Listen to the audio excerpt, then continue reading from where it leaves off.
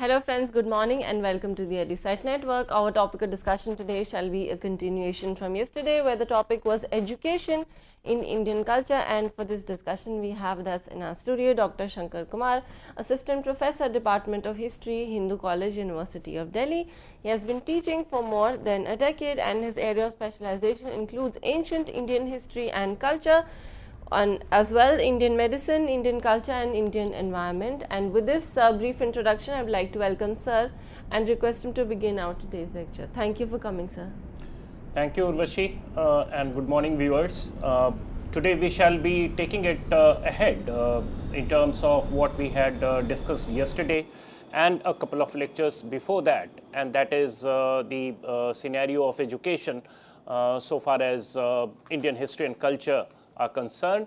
And since we had adopted historical perspective in order to understand the pith and substance of the permeation of education in Indian culture, therefore, it is essentially from the historical perspective that we would be looking at this particular issue.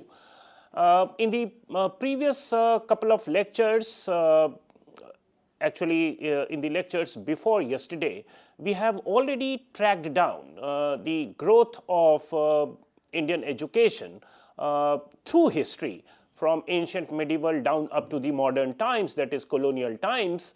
We have not taken it up to the independent India so far, which we intend to do subsequently. But what today's lecture is about, this is more in continuation to what we did yesterday, which was to look at the substantive part of as to what constituted what was transacted as kind of formal teaching through different agencies, through different religious affiliations, and even the secular aspect of education, the way it was actually reaching to the people. Who were the people who were transacting it? What was their social composition? What was the thrust area in terms of content? What was the exposure to non-religious component in education? And it is these things that we would be engaged with so far as today's discussion is concerned. Now, till yesterday, we have already taken care of the mainstream Brahmanical format in which education was transacted, particularly in ancient India. And we had come up to the stage where we were trying to look at the non-Brahmanical or non-orthodox religious teachings and the extent to which it had been exposed to non-religious component so far as content is concerned. And here, as you can see on your slide, in terms of Buddhism, we find that the center or the site where education was actually transacted were the Buddhist monasteries. Also, subsequently, the Buddhist viharas. And to begin with, of course, these were centers for the stay of the Buddhist monks who were usually wanderers and ascetics, and moved around and stayed in these monasteries for some period of time, particularly in the rainy season. And subsequently, it became a kind of abode, kind of permanent abode for the Buddhist monks and ascetics. And it is here that some kind of a formal institutionalized training started, and the ultimate objective in these transactions was to make an ideal monk. So this is all ensconced in the Buddhist teachings and principles, but it was also tinctured with some kind of one-upmanship that they were trying to establish vis-a-vis the other religions, and therefore extra focus was given on the skill or the knowledge aspect which could help these monks in debating issues with the learned people from other religious persuasions. And therefore, the argumentative aspect of education was especially honed, of course, with reference to the Buddhist teachings and the general philosophy, the religious philosophy. But as you can see, more focus was given on logic and Nyaya philosophy, which included inductive reasoning, deductive reasoning, and so forth, which allowed a monk to argue it out with people from other religions. And as you can see in the 4th and 5th century work, we have some chapters, reasonably good number of chapters, 7 chapters, exclusively devoted to the skill of debating. And so far as the categories of learners are concerned, quite like as we find in Brahmanical institutionalized training also, we have a range of learners, a hierarchy sort of learners. Of course, there was no vertical hierarchy as such, but differently they had different identities. So we have Sadhya Viharikas, who were actually the monks who had actually graduated as monks and continued learning. And then we have the Manav, who were children who aspired to become monks, and that's why they were stationed in the Buddhist monasteries for a particular period of time, receiving the training. And the Brahmacharins, who did not intend to become a full-fledged monk, but they did stay there, and they intended to be just a lay follower of Buddhism all their life, and therefore, since they were not to become monks, they were exposed to secular aspect of education as well, which would help them in pursuing different occupations or in working out their livelihood and so forth. So it is not as if that the mundane concern of earning livelihood was completely lost sight of even in these religious institutions, and therefore it becomes very normal to compare and contrast the kind of discussion that we had with respect to Brahmanical teaching and now the kind of model that we have with respect to the Buddhist teachings. And when we do that, when we do the positives and negatives of the two systems of transacting knowledge and learning, we find that in contrast to the Brahmanical system, which was somewhat inhibitive with respect to the social access of people, with respect to the social composition of the learners in the backdrop of the caste system, we find that monasteries or for that matter the viharas in Buddhist context are more inclusive. So there is no denial as such to any section of people, and it was available, this education was available to any and everyone who had the wish and the will, and of course a fair bit of tenacity to learn, because there were several other disciplinary, very hard disciplinary aspects that one had to pass through, and then only one could stay in these monasteries. So caste restriction was not an inhibitive factor so far as access to monastic or vihara learnings are concerned. Women, of course, a significant component of the population. We do hear of the story where Buddha is not in favor of allowing women to stay in the monasteries and have access to learning, but at the insistence of Anand, one of his followers, we are given to understand that he probably got convinced, and somewhat inhibitingly he had to allow access to women into the monasteries, and subsequently we find that women did have access to monastery education. Of course, the kind of segregation was perhaps very scrupulously followed in the monastery situation, in the monastery context of education.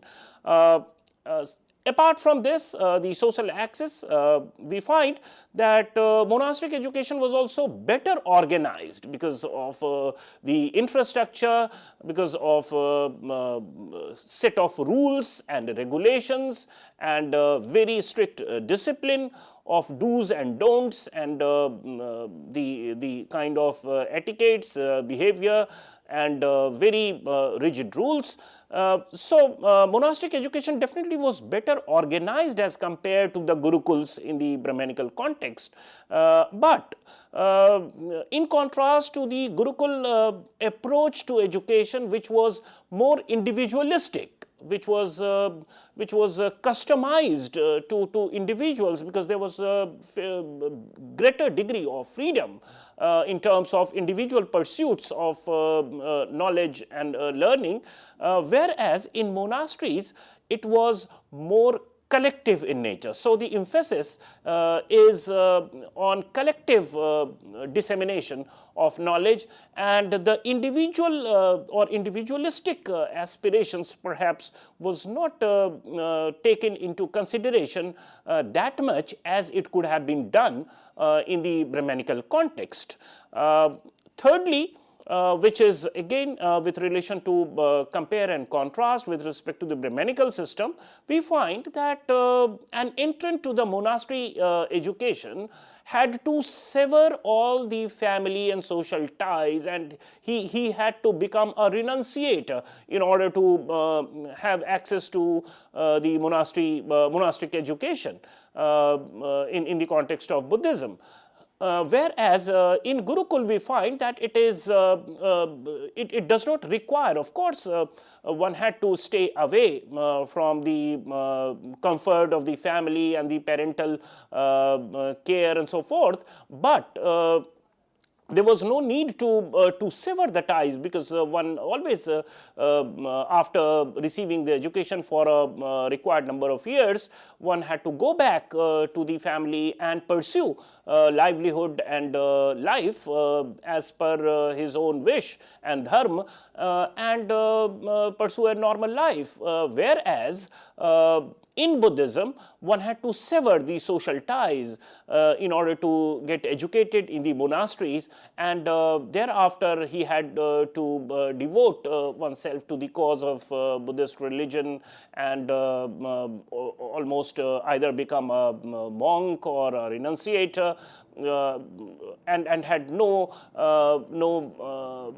kind of option to go back to the family members and pursue a normal life. Therefore, in terms of we can say in terms of social or sociability, there was this kind of a problem with respect to Buddhist education, and it could have had several ramifications, and that is something which impinges on the way Buddhist education was perceived and permeated in Indian culture as such. That is something that we need to take care of. Similarly, in another heterodox religion, that is Jainism, we find that there is some kind of a segregation in the monastic education for the Jains. The householders, and here we have some kind of a difference, the householders were exposed to different kind of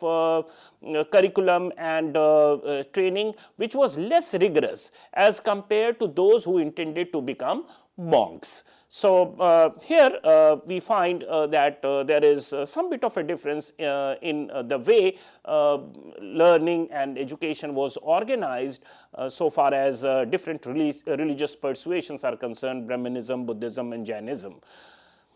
Now, what constituted knowledge is one thing, the content part we have discussed, but how it was grasped, what was expected of a student to do with whatever was given to him by the teacher through the oral transmission of knowledge and wisdom.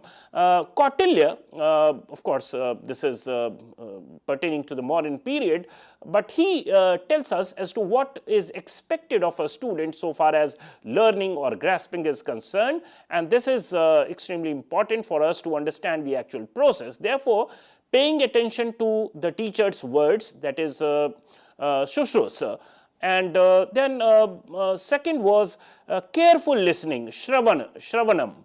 So that was the second stage, and then understanding Grahanam. So one had to internalize, one had to digest whatever has been spoken to him by the teacher, with fair degree of understanding of that, and then learning by heart, that is dharanam. So one had to memorize it, and we have already spoken enough about the oral tradition, oral context in which the knowledge was transacted in ancient India, and that had a very important ramification so far as Indian culture is concerned. Even today, there is a lot of focus on learning and rote memory, and that had, of course, we talk of the disadvantages of that, but in the context of continuity and some kind of interface with the heritage and history, that is important, that is significant. And then discussing, which is again the debating tradition. Uhapo is the word, so some kind of confusion that arises in mind, that has to be managed, that has to be that is something that a student had to come to terms with.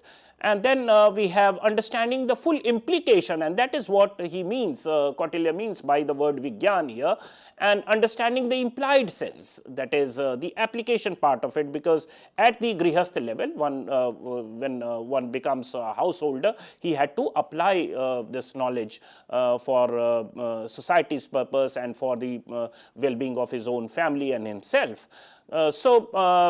This is something which is informed to us by Kautilya, but so far as occupational knowledge is concerned, something which is more mundane, we have several texts like Narad Smriti, Mansolas, Medhatithi, Garud Puran. Of course, they are all 3rd century AD onwards texts, and here we are told that for occupational or professional education, children were supposed to go to the expert craftsman's house as some kind of an apprentice for a stipulated time. Of course, this was on parental permission.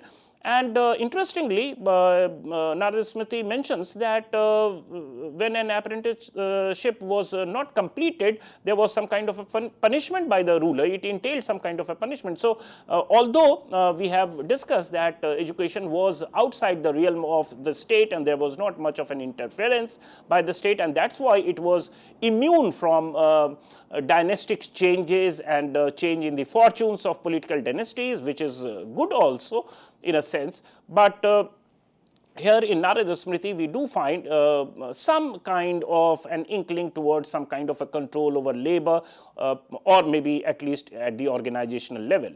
We also have reference to transaction of military science, dramaturgy, paintings, astrology, poultry farming, and trade related knowledge, something related to coins and how to earn money out of it, prices, etc. They were all transacted through these institutions at the craftsman's house. In Takshila University, the iconic university of ancient India, we have 18 crafts which were mentioned, and these are mentioned elsewhere also. And we know of Takshila University, particularly with reference to its excellence in medicine. The Jivak story related to 6th century, 5th century BC is quite well known. Apart from that, we also have military science, astronomy, and music, which was perhaps taught here.